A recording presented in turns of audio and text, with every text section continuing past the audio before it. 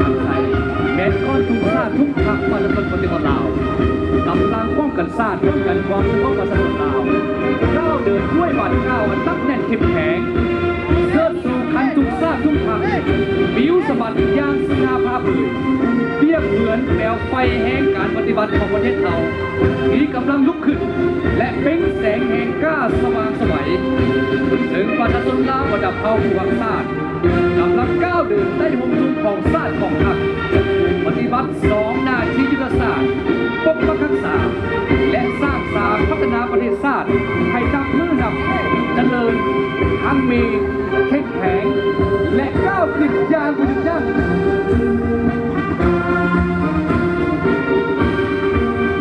ขบวนเครื่องหมายชาติ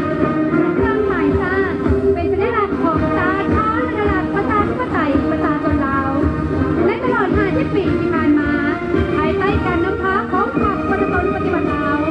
ชาติท้อนระดับประชาธิปไตยประชาชนลาวได้เติบใหญ่เข้มแข็งขึ้นขบวนเครื่องหมายชาติโดยกองกำลังของสภาแห่งชาติจำนวน185 ทานสภาแห่งชาติในปัจจุบันก็คือสภาประชาชนสูงสุดในเมื่อก่อนได้รับการจัดตั้งขึ้นในวันที่2 ธันวาคม ปี 1975พร้อมกับการจัดตั้งสาขาระดับประชาธิปไตยประชาชนลาวสภาแห่งชาติและองค์การตัวแทนแห่งสิทธิและผลประโยชน์ของประชาชนลาวบรรดาเผ่าเป็นองค์การสูงสุดในอำนาจรัฐองค์การนิติบัญญัติมีพระบทบาทพิจารณาคำร้องเอารัฐธรรมนูญและกฎหมายยกเลิกปัญหาสำคัญพื้นฐานของชาติและติดตามผลการเข้ารับและปฏิบัติรัฐธรรมนูญและกฎหมายตลอด50 ปีสภาแห่งชาติที่ประกอบส่วนเอาในการสร้างกมีความสามัคคีเป็นผู้แทนของปวงชนลาวทั้งชาติสร้างรัฐประชาธิปไตยประชาชนเป็นรัฐที่ปกครองด้วยกฎหมายของประชาชนโดยประชาชนและเพื่อผลประโยชน์ของประชาชนบูรณาระบอบประชาธิปไตยประชาชนลาวเพื่อก้าวขึ้นสู่สังคมนิยมก้อนกำลังห้องว่าการสำนักงานประธานประเทศห้องว่าการสำนักงานนายกรัฐมนตรีและสถาบันวิทยาศาสตร์เศรษฐกิจและสังคมแห่งชาติก้อนกำลังกาหมาย50 ปีการสถาปนาสปป.ลาวแสดงให้เห็นความมั่นคงของชาติความเป็นเอกราชรักษาได้อธิปไตยและพื้นเพดิการครบถ้วนการคุ้มครองบริหารรัฐการเติบโตขยายตัวทางด้านเศรษฐกิจและวัฒนธรรมสังคมห้องว่าการสำนักงานประธานประเทศเป็นเสนาธิการในการค้นคว้าสำรวจและเป็นใจกลางในการประสานสมทบในการจัดเตรียมและบริหารให้แก่การเคลื่อนไหวที่การของประธานประเทศห้องว่าการสำนักงานนายกรัฐมนตรีเป็นเสนาธิการให้รัฐบาลนายกรัฐมนตรีและห้องนายกรัฐมนตรีในการคุ้มครองอำนวยความสะดวกและประสานสมทบสถาบันวิทยาศาสตร์เศรษฐกิจและสังคมแห่งชาติเป็นเสนาธิการให้แก่ศูนย์การพรรคและรัฐบาลในการค้นคว้าและแสดงข้อมูลข่าวสารทางด้านวิทยาศาสตร์เศรษฐกิจและสังคมของชาติก้อนกำลังองค์การจัดตั้งคณะช่วยเหลือของศูนย์การพรรครถแห่ผู้ปั้นประธานไก่ตอนผู้พิหารเพื่อเป็นการสรรเสริญและยึดเสริมคุณงามความดีและมุ่งคุ้นเทินประธานไก่ตอนผู้พิหารผู้นำพาสั่งตั้งพรรคประชาชนปฏิบัติลาวนำพากระบวนการปฏิบัติตามประชาธิปไตยและนำพาสถาปนาสาขาระดับประชาธิปไตยประชาชนลาวเป็นสัญลักษณ์แห่งอุดมการณ์ปฏิบัติความฉลาดเฉลียวและการตั้งองค์กรสามัคคีเป็นผู้แทนเด่นหน้าของประชาชนทุกท่านคนและบรรดาเผ่านำพาประเทศชาติเป็นผู้คนเจริญรุ่งเรืองนำขบวนแห่โดยกองกำลังจากห้องว่าการศูนย์กลางพรรคคณะจัดตั้งศูนย์กลางพรรคสถาบันการเมืองและการปกครองแห่งชาติจนเป็นตัวแทนในแก่พวกองค์การจัดตั้งคณะช่วยเหลือของศูนย์กลางพรรคตลอดระยะ50 ปีแห่งการทำให้ศูนย์กลางพรรคองค์การจัดตั้งคณะช่วยเหลือของศูนย์กลางพรรคได้เติบขยายรุ่งเรืองอันดีงามประธานไกรสอนพระวิหารยืนยงในวันอาทิตย์ปฏิบัติของพรรคเอาตลอดไปและขบวนรถก้าวเข้าสู่คำใจแผนขบวนรถของสามัญของเก่าแห่งชาติลาวเริ่มเป็นองค์การจัดตั้งการเมืองสังคมที่นอนอยู่ในระบบการเมืองของระบอบประชาธิปไตยประชาชนลาวซึ่งได้เต้าหูเอาบรรดาระบบปฏิบัติที่องค์การกล้าแก่ที่ผ่านการซุกหล่อแล้วแปลวไฟสงครามต่อสู้สู่ชาติญาติเอาเองกันได้พวกเงินเปรียบเหมือนเล็กก้าที่ได้ซุกหล่อมาแล้วหลายทศวรรษภายหลังที่ได้รับการสร้างตั้งขึ้นในวันที่ 9 เดือนกันยายน ปี 2002 สามัญของเก่าแห่งชาติลาวได้กลายเป็นเสนาธิการให้ศูนย์กลางพรรคและรัฐบาลด้วยการสืบขยายมวลเชื่อสามีผู้รักษาของตนสามัญของเก่าแห่งชาติลาวได้ออกแห่งคนป่วยเต้าหูจัดตั้ง และศึกษาอบรมทันเทียวนักเก่าปฏิสุราปัญหาเฮาให้รักษาท่าแท้คุณเชื่อปฏิวัติอันดีงามปกป้องสิทธิและผลประโยชน์อันชอบธรรมของสมาชิกนักเก่าประกอบส่วนเขาในการคุ้มครองและคุ้มครองสังคม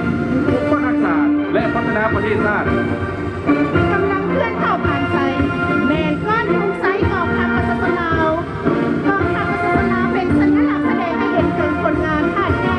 มูลเสื้อวิรกรรมอันล้ำเลิศของกองทัพประชาชนลาวตลอดระยะ76 ปีแห่งการกำเนิดเติมใหญ่เข้มแข็งในภารกิจต่อสู้ปลดปล่อยชาติกองทัพเราได้ตีต้านการคุกคามของจักรพรรดิลาวเมื่อขึ้นแบบเก่าแบบใหม่และลูกเล่นติดมือไถ่ชาติของพวกเขาให้ปราศัยอย่างหักหน้ากล่าวสู่ระบอบใหม่ภายใต้การนำพาเด็ดขาดโดยตรงและหอดด้านของพรรคประชาชนปฏิวัติลาวกองทัพเราที่ได้ทำการเพิ่มทวีเพิ่มปรุงให้เติบโตเข้มแข็งก้าวขึ้นมีแบบแผนทันสมัยสมเกียรติเป็นกองทัพวิลาชนของชาติลาววิลาชนอย่างแท้จริง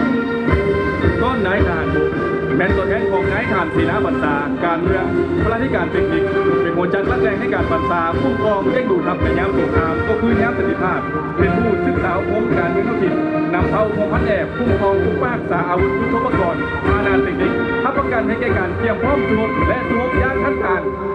ก็นายทหารอากาศเป็นตัวแทนแห่งแดนนายทหารเราพบทหารอากาศกองทัพประชาชนลาวมีวัตถุสำคัญในการเตรียมพร้อมปกป้องรักษาเขตอาณาของชาติและช่วยหนุนให้ทหารภาคในเวลาสู่รบทำประกันการลำเลียงขนส่งประกอบส่วนก่อผู้ปฏิบัติธรรมชาติทำให้การนำและเห็นหน้าที่อื่นตามการมอบหมาย และติดตามมาด้วยก้อนเมหิน369แมนก้อนสัญลักษณ์แห่งเสื้อของกำลังไฟเพชรยิงกองบิวได้ทำการประกาศสร้างตั้งขึ้นในเดือนมีนาปี1969ที่บนดินแดนเสียงห่วงวิญญาณในยามสงครามเป็นแล้วยามใดก็ได้เคียงบาเคียงไหลกับเพศสายประกอบส่วนเป็นทหารราชของร้อนและเลี้ยงขนส่งเส้นแบ่งอาหารอาวุธลูกกระสุนออกสู่แนวหน้ากองกำลังไฟเพชรยิงได้สร้างวิรกรรมบรรลังเรื่องให้แก่ประเทศชาติหลายสหายได้กลายเป็นนักรบแข่งขันวิรชนแห่งชาติอย่างสมเกียรติ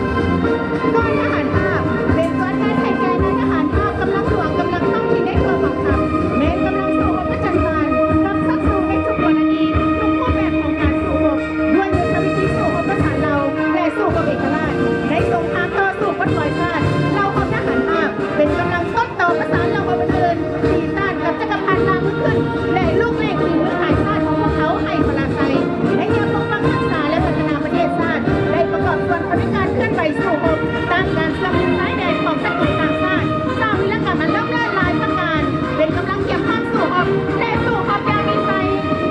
ก้อนกำลังทหารตีพิเศษกำลังตีพิเศษสร้างตั้งขึ้นในปี1960มีหน้าที่เคลื่อนไหวสู้รบพิษลำหลอดปีบรรทอนกำลังของศัตรูสร้างเงินไขให้เราคนอื่นทุกตีรับสุดศัตรูย่างพิราทานด้านการสืบเลือดแดนเราเคลื่อนไหวสกัดกั้นและกวดล้างกลุ่มคนบุรีที่ซ่อนอยู่ตามภูผาบาดงเขตธุรกันดารเข้าร่วมป้องกันตัวประชุมและวัตถุประวัติศาสตร์สำคัญต่างๆในรัฐชาติทั้งพื้นและสกุลที่เราเขาเป็นเจ้าภาพ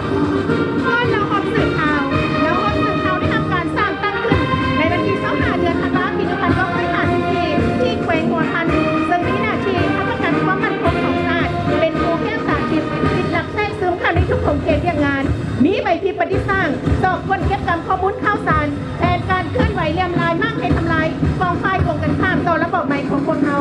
วางไว้รายงานทันเทิงแก้ไขเหตุการณ์ที่จะเกิดขึ้นให้ทันเวลา ก้อนกำลังทหารชายแดนกำลังทหารชายแดนได้รับการสร้างตั้งขึ้นในวันที่2 ตุลาปี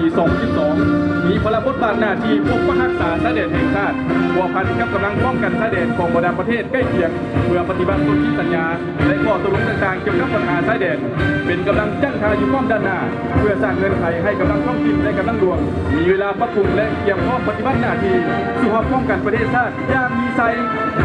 ก้อนทหารอากาศยิงแม้ตัวแทนไทยเกย์ภายนอกทหารยิงที่ปฏิบัติหน้าที่ในกองทัพประชาชนลาวโดยนอกทหารยิงยังสืบต่อรักษาหมุนเสื้อองอาจกล้าหาญเทียงบาเทียงไหลกับไอ้นอกทหารชายลูกมันขยันอดทนแสดงออกเคยนอกสังกัดยุกองไม่โดดจ้อง306กองพันใหญ่73และเคยนอกนักบินสังกัดยุกองพันใหญ่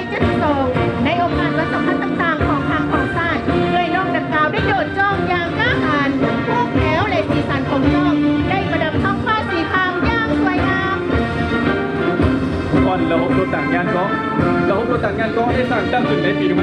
1961มีหน้าที่ประสานกับระบบอื่นสู้รบอย่างพิราธานบนสนามรบต่อสู้กุศลด้านการลงทันของจักรพรรดิและลูกแรงฝีมือของพวกมันซึ่งหัว และบรรทุกลามซึ่งที่1 9อยู่แขวงสวรรณเขต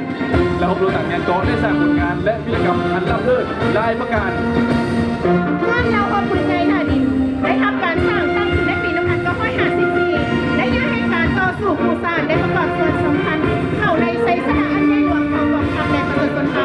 ในภารกิจปกป้องรักษาและพัฒนาประเทศชาติเราเอาปืนในหน้าดินได้พร้อมกับเราเอาอื่นๆสู่ออกตีต้านการเสื่อมยึดชายแดนของศัตรูอย่างกล้าหาญโดยสืบต่อผู้เชื่ออันดีงามของตนเราเอาปืนในหน้าดินนับมือได้ทำการปรับปรุงทางด้านปริมาณและคุณภาพ ก้อนระบบป้องกันอากาศระบบป้องกันอากาศได้ทำการสร้างตั้งขึ้นในปี1961ระบบป้องกันอากาศมีหน้าที่สวมป้องกันที่ตั้งและนำฟ้าเขตปลดปล่อยยิงต้านและทำลายกำลังทัพอากาศของศัตรูทั้งเว้นและคืนย่างพิราฐานเป็นกมูแมนสวมป้องกันติดที่มันศูนย์กลางอยู่เมืองเวียงไซแขวงหมู่พันอยู่ทุ่งในหินเส้นหัวและแห่งอื่นในทั่วประเทศยิงโดนศัตรูต้องเป็นจำนวนหลากหลาย เมื่อเราโฮมเซนนะคะเราโฮมเซนนะคะสร้างตั้งขึ้นในปี1954มีหน้าที่ทำลายสิ่งกีดขวางเปิดทางไถให้ทหารมาพบโจมตีฝ่ายตรงกันข้ามก่อสร้างค่ายโถและหน้าที่ช่วยเหลือผ่านระยะเติมเงินขยายตัวลายทหารได้กลายเป็นนักรบแข่งขันและลายกองกองกลายเป็นกองกองตัวแบบเป็นหน้าที่ในการสู้รบอย่างมีไซ และต่อด้วยก้อนระบบสื่อสารระบบสื่อสารสร้างตั้งขึ้นในปี1954เป็นกำลังติดต่อประสานงานระหว่างกลุ่มกองระบบต่างๆในเวลาเกี่ยมพร้อมสูงขับไส้สูงและติดต่อประสานงานระหว่างแนวหน้าแนวหลังผู้บัญชาการและกลุ่มกองท้องถิ่นในยามสงครามก็คือยามสันติภาพระบบสื่อสารมีบทบาทสำคัญนำออกมาที่คำสั่งของกันถึงไปฮอดไปถึงพนักงานนักรบทุกๆคน งานเราโฮมเซนนะคะแมนเป็นตัวแทนแทนแกพนักงานแพทย์บอลให้ทั่วกองทัพเราโฮมเซนนะคะได้ทำการสร้างตั้งขึ้นในวันที่1 เดือนพฤศจิกายน1954ตลอดระยะผ่านมาได้เห็นสำเร็จหน้าที่ของตนอย่างสมงามจะอยู่ในสังคมวัดปีใดก็ล้วนจะมีการประกอบส่วนของแพทย์หมอเบื้องแย้งเป็นตัวผู้บาดเจ็บและผู้เสียสละทักษะจรรยาบรรณของแพทย์ปฏิบัติปัจจุบันเราโฮมเซนนะคะได้มีทั้งแถวแพทย์หมอที่มีระดับวิชาการมีความรู้เทคนิคที่ทันสมัยเข้าในการปิ้นปัว ก้อนกองหลอนแม้นกำลังเครื่องประกอบอาวุธของประชาชนลาวฝั่งอเภาเป็นกำลังนักแรงเป็นหน้าที่ป้องกันชาติป้องกันความสงบอยู่ห้าฐานในสมัยต่อสู้ผู้ชาติกำลังกองหลอนก็ได้เคียงบ่าเคียงไหลกับกำลังหลวงกำลังท้องถิ่นเคลื่อนไหวเห็นหน้าที่สวมตั้งอยู่ศัตรูในยามสงครามก็คือยามสิทธิภาพและทุกแก่ความเมียนการเมืองการทหารเป็นหน้าที่ปกป้องจ่าบ้านคุมบ้านเป็นกำลังนักแรงของบ้านป้องกันสงบและคุมบ้านสุดเลี้ยนอย่างแน่นแกน ก้อนกำลังป้องกันตัวกำลังป้องกันตัวเป็นกำลังทางประกอบอาวุธจัดตั้งขึ้นตามกระทรวงสำนักงานองค์การกองจัดงานและกิจการต่างๆที่มีความจำเป็นในการที่น้ำโดยตรงของคณะคณะองค์การขั้นต้นมีพระบทบาททางการความสงบปลอดภัยและความเป็นระเบียบเรียบร้อยของสังคมในขอบเขตความรับผิดชอบอย่าครอบสู่อบสกัดกั้นทุกการละเมิดระเบียบกฎหมายเข้าร่วมในการผลิตแก้ไขชีวิตการเป็นอยู่ให้ทางนี้เข้มแข็ง ก่อนน้องน้อยโรงเรียนวัฒนธรรมรุ่นเผ่าของทัพ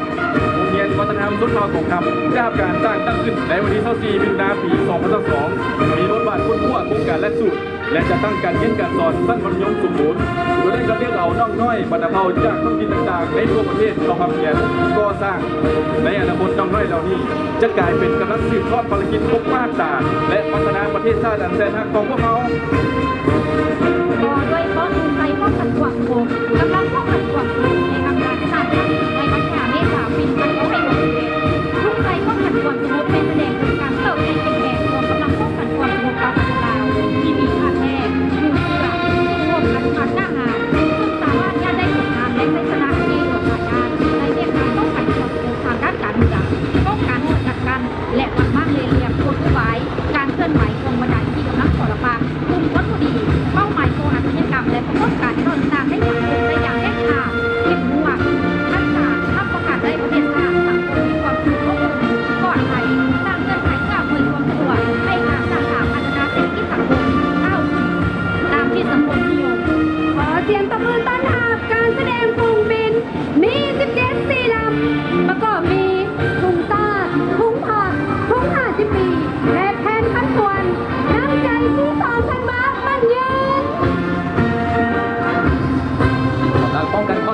ชนแม้นกำลังประกอบอาวุธมาจากประชาชนโดยประชาชน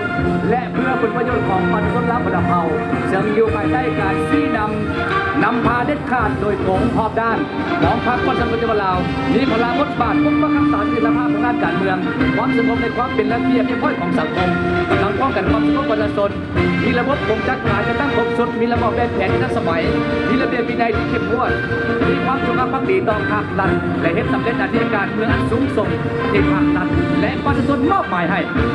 รถกำลังตำรวจจราจรเพศหญิงกำลังตำรวจจราจรเพศหญิงเป็นเรารัฐบาลของกำลังป้องกันความสงบมีภาระบทบาทหน้าที่เพื่อความรักษาความสงบจัดสังคมเป็นระเบียบเรียบร้อยระบายการจราจรและแก้ไขอุบัติเหตุตามท้องถนนเปิดทางขับไล่ป้องกันให้แก่ขบวนผู้แอบผู้นำขันสูงข้อมูลหลักแก้ภายในและต่างประเทศมาเยี่ยมอย่างไม่เรียกเข้าร่วมประชาชนกระตุ้นตลอดนอนประชาชนที่เคลื่อนไหวสัญจรไปมาตามท้องถนนได้ถูกกับโรงเรียนเพื่อป้องกันความปลอดภัย กำลังตำรวจป้องกันศูนย์กลางแมนลาว6สัตว์ข้อหนึ่งที่นอนอยู่ในระบบการจัดตั้งของกำลังป้องกันความสงบได้รับการสั่งตั้งขึ้นในวันที่11ปัจจิมปี1961อยู่เขตที่มันไปของทันมีพลังบทบาทเป็นสถานการในการค้นคว้าสร้างแผนป้องกันปัญหาความสุขระดับชาติระดับสากลผู้นำภาครัฐแข่งขันสูงทั้งภายในและต่างประเทศบรรดาพิธีการงานสำคัญต่างๆให้มีความปลอดภัยรอบด้าน รถกำลังออกมาสกัดป้องกันเคลื่อนที่กำลังตำรวจป้องกันเคลื่อนที่แมนมีต้นกำเนิดมาจากกองพัน208มุ่งกองพันทหาร208และเพื่อให้สอดคล้องกับหน้าที่การเมืองในระยะใหม่ที่ได้เปลี่ยนชื่อมาเป็นกองพันทหารป้องกันเคลื่อนที่ในปี2007กองพันทหารป้องกันเคลื่อนที่ในเราปีทัพท1กองกระทรวงป้องกันความสงบกองเยาวชน2ธันวาเยาวชนธันวาเป็นองค์การจัดตั้งมาชนของเด็กน้อยลาวที่มีคณะสาวหนุ่มประชาชนปฏิบัติลาวเป็นผู้นำพาที่นำโดยกองมอบด้านแม้การจัดตั้งที่ตั้งโฮมเยาวชนลาวผู้ห้าวหันดีเด่นมีความซื่อสัตย์สมัครใจได้ผ่านการทุกคนล้อมจากกระบวนการตัวจริงของมหาชนภาคประชาชนปฏิบัติลาวย้ำใดก็มีความเป็นห่วงเป็นใยต่อสู้กิจกรรมของเด็กน้อยลาวบรรดาเผ่าได้เห็นได้ความสำคัญต่อนครของชาติได้ปฏิบัติคำสอนและคำสอนที่ว่าอกหักสามสังสามดีที่หูของการผู้นำด้วยคำขวัญเพื่อภารกิจของชาติเยาวชนเตรียมพร้อม ก้อนสาวหนุ่มประชาชนปฏิบัติลาวสาวหนุ่มแมนกับนักประจันบานของพรรคที่เต็มไปด้วยแม่ชีคนช่วยปฏิบัติโดยแม่ศูนย์กลางสาวหนุ่มประชาชนปฏิบัติลาวเป็นผู้นำพาที่นำโดยตรงตามรัฐธรรมนูญกฎหมายภายใต้การนำพาของพรรคในการเข้าร่วมห้องสามัคคีศึกษาอบรมปกป้องส่งเสริมและพัฒนาสาวหนุ่มเยาวชนลาวประดับเผ่าให้กลายเป็นกำลังหนุนที่จงรักภักดีของพรรคตลอดระยะ50 ปีแห่งการนำพาโดยกรมมอบด้านของพรรคและตลอดระยะ70 ปีของคณะสาวหนุ่มประชาชนปฏิบัติลาวได้ผ่านการฝึกฝนทดลองตัวเองทดสอบอย่างละเอียดภายใต้ห่มทุกของพรรคและปฏิบัติเรียนมันคำขนานนามของพระนั้นแต่งสอนของวิหารศิวาสาวหนุ่มจงเป็นดังนกหินสีที่มวันหัวต่อมาอยู่ลงแดงจงกลายเป็นชินไซของยุคสมัยพวกเขาด้วยคำขวัญชีวาพอได้ยากสาวหนุ่มบุกพอได้ทุกสาวหนุ่มมันมาเมื่อได้ทราบต้องการสาวหนุ่มการอาสา ก้นสาพันธ์แม่ยิงลาวสาพันธ์แม่ยิงลาวแม้องค์การจัดตั้งมาจนในระบบการเมืองของระบอบประชาธิปไตยประชาชนลาวภายใต้การนำพาของพรรคประชาชนปฏิบัติลาวสร้างตั้งขึ้นในวันที่3กรกฎาคมปี1955มีการจัดตั้งจัดการศูนย์กลางท้องถิ่นเป็นตัวแทนในแก่แม่ยิงลาวบรรดาเผ่าในการปกป้องสิทธิผลประโยชน์อันชอบธรรมของแม่ยิงและเด็กส่งเสริมความก้าวหน้าของแม่ยิงความเสมอภาคหญิงชายภายใต้คำขวัญพัฒนาความเสมอภาคหญิงชายในพันธการพัฒนาประชาชาติและขอแข่งขันตามดีที่ว่าวัฒนธรรมดีพัฒนาดีสร้างครอบครัวดีติดพันกับกระบวนการแข่งขันหักชาติและพัฒนาพุทธธรรมต้องรวมความสามัคคีแม่ยิงลาวบรรดาเผ่าประกอบส่วนในภารกิจปกป้องรักษาและสร้างสาพัฒนาประเทศชาติ ก้อนสาพันธ์กรรมบาลลาวสาพันธ์กรรมบาลลาวเป็นการจัดตั้งการเมืองสังคมของชนชั้นกรรมกรและสาวผู้แห่งลาวที่พ่วงหวงในระบบการเมืองของระบบสาธิปไตยประชาชนจึงได้รับการตั้งขึ้นในวันที่1 กุมภา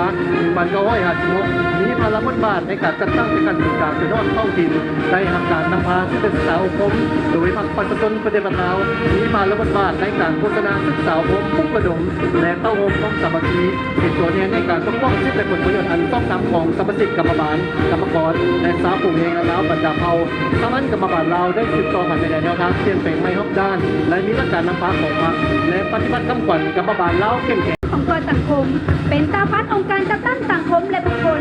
สังคมองค์การจัดตั้งการเมืองพร้อมองค์การจัดตั้งการเมืองรวมทั้งตัวแทนคนเชื้อชาติลาวที่ดำรง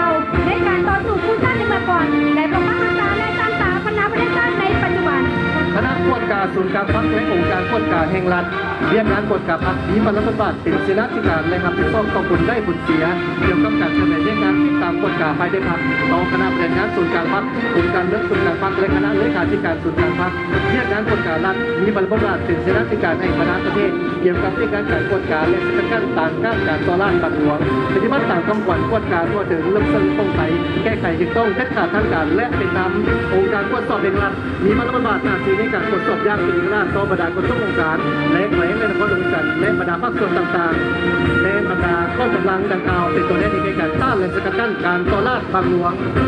ร่อนแผนงการตุลาการศาลประชาชนและองค์การตุลาการมีแต่ศาลประชาชนเท่านั้นยังมีสิทธิอำนาจพิจารณาตัดสินและพิพากษาคดี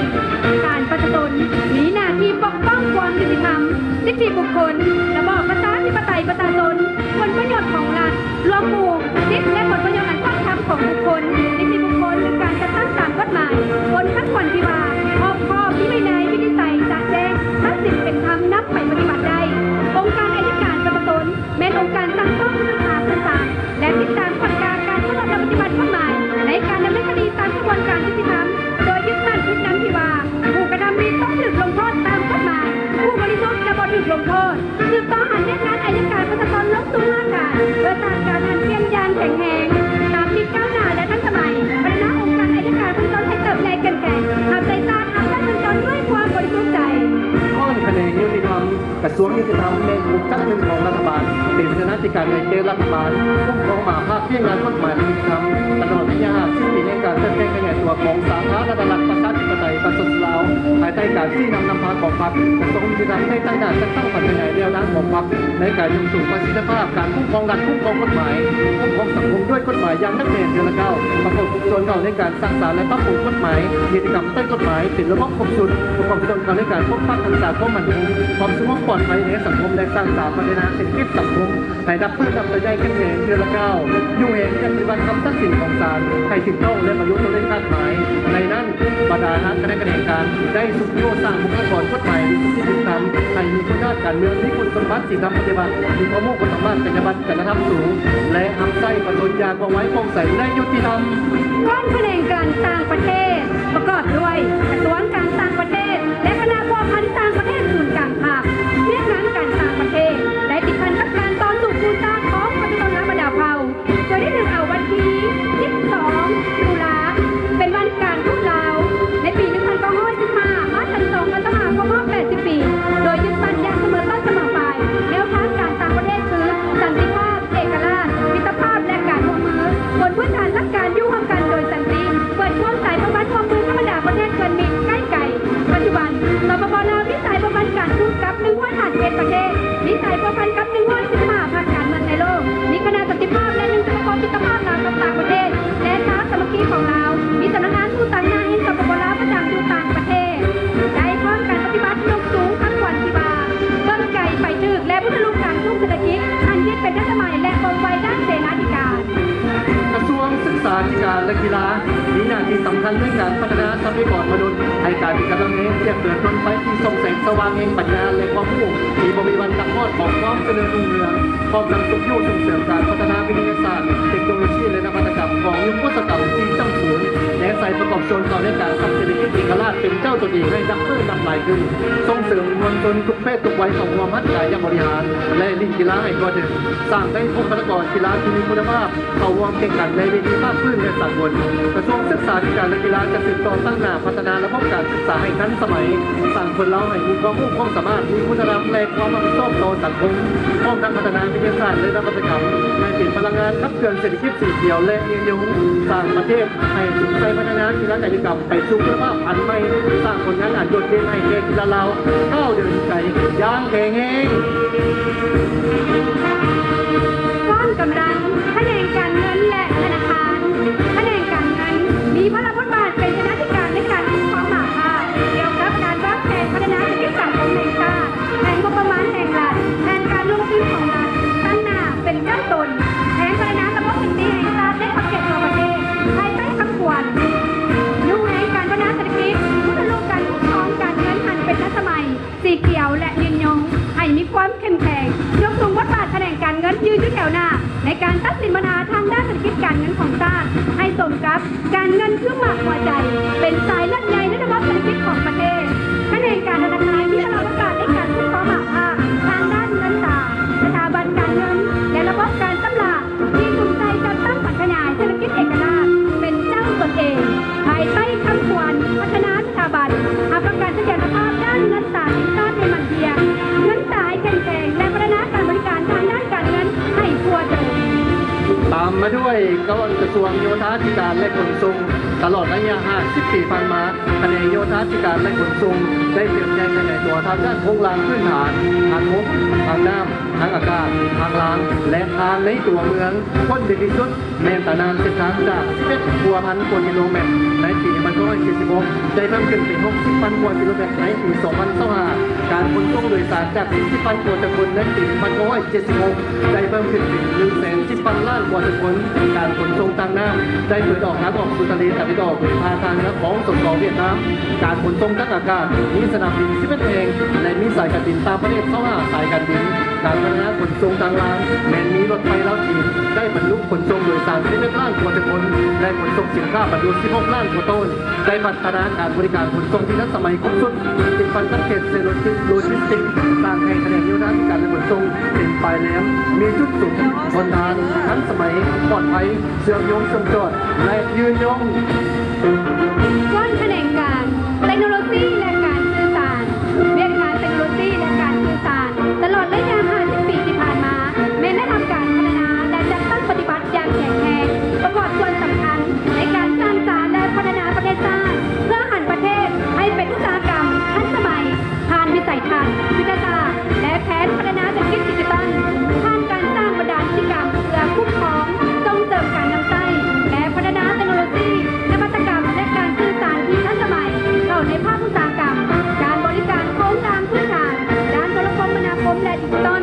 และทำการปรับปรุงให้ทันสมัยมีความปลอดภัยสูงเพื่อรองรับความต้องการในการหันเป็นดิจิทัลประกอบส่วนเขาได้ถูกคะแนนการเศรษฐกิจสังคมแต่ศูนย์กลางลงมาท้องถิ่นสามารถเชื่อมโยงกับสากลได้ โดยผ่านการขยายสถานีเครือข่ายรับส่งสัญญาณโทรศัพท์มือถือขยายสายใยแก้วการนำสายดาวเทียมดาวการขยายสายนาไปรษณีย์นำสายระบบ e-governance มีการพัฒนาแอปพลิเคชันจากมือถือและระบบการชำระเงินทันสมัยการทดลองทางการทรัพย์สินดิจิทัลจึงสามารถสร้างและทำให้รัฐบาลได้หลายขึ้น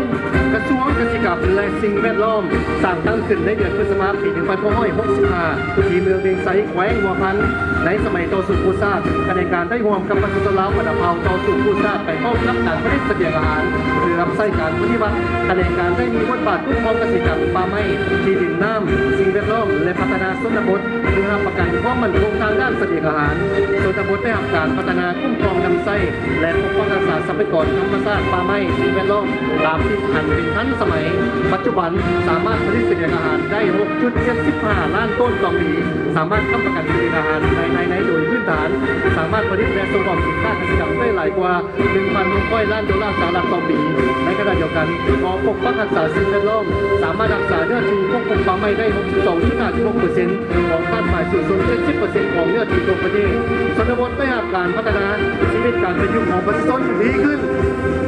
ก้อนคะแนนอุตสาหกรรมและการค้ามีพระราชบัญญัติเป็นเสนาธิการในแก่ภาครัฐบาลและองค์การปกครองขั้นท้องถิ่นในการคุ้มครองส่งเสริมอุตสาหกรรมพลังงานบ่อแห่และการค้าในขอบเขตทั่วประเทศตลอด50 ปีที่ผ่านมาคะแนนอุตสาหกรรมและการค้าได้ประกอบส่วนอย่างตั้งหน้าเขาในการสร้างสรรค์พัฒนาเศรษฐกิจแห่งชาติและในพื้นฐานเทคนิคขุดค้นผลิตปรุงแต่งและการค้ามีการขยายตัวอย่างหนักแน่นต่อเนื่องประกอบส่วนหลายกว่า3 ยกตัวน้อยของ GDP หาประกันได้การสนองพลังงานและนำไฟฟ้าไปสู่ชนบทเขตทางไกลต่อมีให้หลายกว่า96ส่วนน้อยของจำนวนกว่าเงินทั้งหมดนั้นเป็นเจ้าการนำพาเจรจาเพื่อตลาดต่างประเทศให้แก่สินค้าลาวและจำยงเศรษฐกิจการค้าการลงทุนกับภาคพื้นและสากลส่งเสริมผู้ประกอบการและมวลธุรกิจเพื่อยกสูงความสามารถในการแข่งขันและยุ่งแห่งการผลิตภายในให้แข็งแกร่งตามคำเป้าที่ว่าการค้าเป็นกองโตอุตสาหกรรมเป็นสายพานเสริมโยงและพัฒนาการพัฒนาอย่างรอบด้านและใจเสริมขยายทางให้ของคณะอุตสาหกรรมและการค้าให้เป็นกำลังขับเคลื่อนเศรษฐกิจเอกราชเป็นเจ้าตนเองอย่างนักแน่น กระทรวงสาธารณสุขตลอดระ ระยะ50 ปีผ่านมาภายใต้การนำพาของพรรคประชาชนปฏิบัติลาวเรื่องการสาธารณสุขได้มีการพัฒนาให้ทันสมัยและมีคุณภาพสูงขึ้นภายใต้นโยบายคือเอาเรื่องการอนามัยการพยาธิและส่งเสริมสุขภาพเป็นต้นต่อและสนองการบริการเป็นหัวพยาธิย่างทั่วถึงมีคุณภาพเสมอภาคและยุติธรรมเป็นสำคัญโฆษณาทุกการศึกษาและการรักษาสุขอนามัยของประชาชนลาวปะเทาให้มีการหัดเรียนวิธีการดำรงชีวิตแบบไม่ถูกต้องสามารถควบคุมการระบาดของพยาธิต่างๆตามฤดูกาลได้อย่างมีประสิทธิผลและมีอายุสัญญาเพิ่มขึ้นสถานที่บริการสาธารณสุขได้ยกระดับมาตรฐานดีขึ้นและมีความชำนาญทางด้านการแพทย์การปฏิบัติของพนักงานแพทย์ปฏิบัติแพทย์ประชาชนนำใช้ยาหัวพยาธิต่างๆปฏิบัตินโยบายการประกันสุขภาพรวมของตนด้วยกองทุนประกันสังคมและประกันสุขภาพเพื่อสืบต่อผลิตคะแนนสาธารณสุขให้ก้าวขึ้น กว้างแขนงแรงงานและสวัสดิการสังคมกระทรวงแรงงานและสวัสดิการสังคมได้รับการจัดตั้งขึ้นในวันที่2 มกราคม ปี 2553ค่ะด้วยความพยายามอันแรงกล้ากระทรวงวัฒนธรรมและการท่องเที่ยวได้นำเอานครหลวงพระบางวัดภูจำปาสักทงไทยหินเสียงขวางเสียงแคนลาวการตำผ่าลายหน้าพ้อนระบงลาวและวิญญาณแห่งชาติหินนำนอกเข้าเป็นมรดกโลกพร้อมกันนั้นเรื่องงานของสมุดสำนักพิมพ์การพิมพ์จำหน่ายและบรรดาสมาคมในกรุงเทพวัฒนธรรมและการท่องเที่ยวก็ได้รับการส่งเสริมอย่างต่อเนื่องเพื่อเผยแพร่ความรู้และวัฒนธรรมสู่สังคมเพื่อผู้ดำรงสมบูรณ์นี้ได้กลายเป็นแท่นดึงดูดที่สำคัญที่สุดของการท่องเที่ยวลาวนับแต่ปี 2000 มาฮอดปี 2014 ตัวเลขนักท่องเที่ยวสากลได้เพิ่มขึ้นอย่างหลวงหลายจาก700,000 กว่าคนมาสู่ระดับกว่า4 ล้านกว่าคนสถานที่ท่องเที่ยวควรทำการพัฒนาและระดับการท่องเที่ยวได้ถึงกระจายอย่างทั่วถึงและในประชาชนมีรายได้และบ้านวัฒนธรรมคนทำการสร้างตั้งขึ้นอย่างมีทุกกลุ่มพร้อมกันนั้นสื่อมวลชนลาวและผ่านสู่ดิจิทัลอย่างว่องไวเป็นกระบอกเสียงที่แหลมคมในการพัฒนาแนวทางของภาครัฐและให้สังคมประชาชนด้วยความรู้ข่าวสารที่ถูกต้องและมีคุณภาพ วัฒนธรรมคือจิตวิญญาณของชาติการท่องเที่ยวคือความเจริญรุ่งเรือง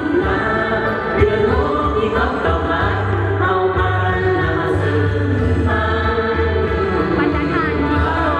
ดังพุทธโกนกล่าวไว้ว่าวัฒนธรรมลาวหลายหลากล้นบรรดาเผ่าสวยงามหลายเดี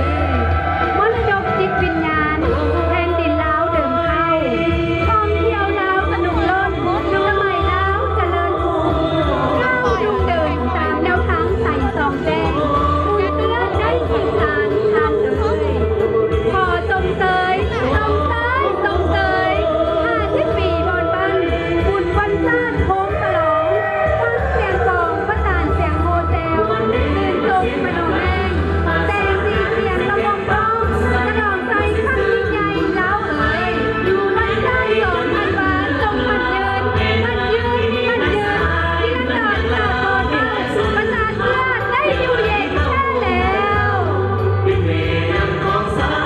ตกเตยวัฒนธรรมนาสาธารณรัฐประชาธิปไตยประชาชนลาวครบรอบ50 ปีอย่างสุดใจ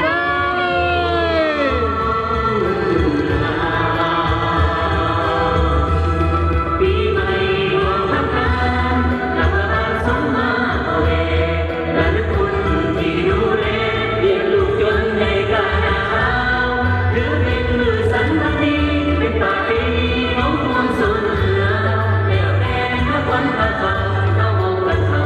để không bỏ lỡ